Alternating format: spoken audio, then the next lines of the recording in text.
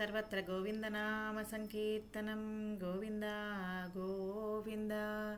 శ్రీహరయే నమః. నారాయణీయం అష్టమ దశకం. ప్రళయవర్ణనం. ఏవం తావత్ ప్రాకృతపక్షయాంతే బ్రాహ్మే కల్పే హ్యాదిమే లబ్ధజన్మ బ్రహ్మా భూయస్త్వత్త ఏవాప్యవేదాన్ సృష్టిం చక్రే పూర్వకల్పోపమానాం. సోయం చతుర్యుగసహస్రమితాన్యహాని తావన్మితాశ్చ రజనీర్బహుశో నినాయ నిద్రాత్యసౌ త్వయి నిలీయం సమం స్వసృష్టైః నైమిత్తికప్రళయమాహురతోస్య రాత్రిం అస్మాదృశాం పునరహః ముఖకృత్య తుల్యాం సృష్టిం కరోత్యనుదినం సభవత్ప్రసాదాత్ ప్రాగ్బ్రహ్మకల్పజనుషాం చ పరాయుషాం తు సుప్తప్రబోధనసమాస్తి తదాపి సృష్టిః.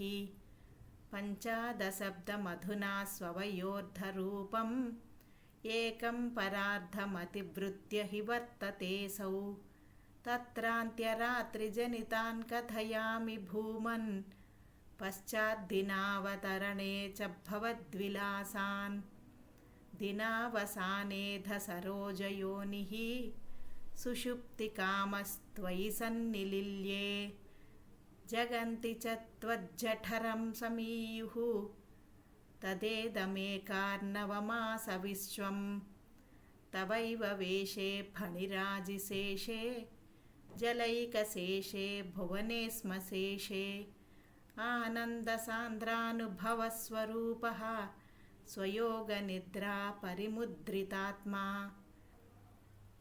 కాలాఖ్యశక్తిం ప్రళయావసానే ప్రబోధయేత్యాదిశతాకిలాదౌ త్వయా ప్రసుప్తం పరిసుప్తశక్తివ్రజేన తత్రాఖిలజీవధామ్నా. పరిసుప్త శక్తి వ్రజేన అనేది కలిపి చదవాలండి, అంతవరకు చదవాలి. త్వయా ప్రసుప్తం పరిసుప్త శక్తి వ్రజేన అంతవరకు. చతుర్యుగాణాం చ సహస్రమేవం త్వయి ప్రసుప్తే పునరద్వితీయే కాలాఖ్యశక్తిః ప్రథమ ప్రబుద్ధా ప్రాబోధయత్వాం కిల విశ్వనాథ. విబుధ్య చ త్వం జలగర్భశాయిన్ విలోక్య లోకానఖిలాన్ ప్రలీనాన్ తేష్వేవ సూక్ష్మాత్మతయా నిజాంతఃస్థితేషు. ఇంతవరకు చదవాలండి, నిజాంతఃస్థితేషు వరకు. తేష్వేవ సూక్ష్మాత్మతయా నిజాంతఃస్థితేషు అంతవరకు. తర్వాతది మిగతాది. విశ్వేషు దదాథ దృష్టిం తతస్త్వదీయాదయినాభిరంధ్రాద్ ఉదంచితం కించన దివ్యపద్మం నిలీన నిశ్శేషపదార్థమాలా సంక్షేపరూపం ముకులాయమానం తదేతదంభోరుహ కుడ్మలం తే కలేబరాత్తోయపథే ప్రరూఢం బహిర్నిరీతం పరితః స్ఫురద్భిః స్వధామభిర్ధ్వాంతమలం న్యకృంతత్. సంఫుల్లపత్రే నితరాం విచిత్రే తస్మిన్ భవద్వీర్యధృతే సరోజే సపద్మజన్మా విధిరావిరాసీత్ స్వయం ప్రబుద్ధాఖిలవేదరాశిః.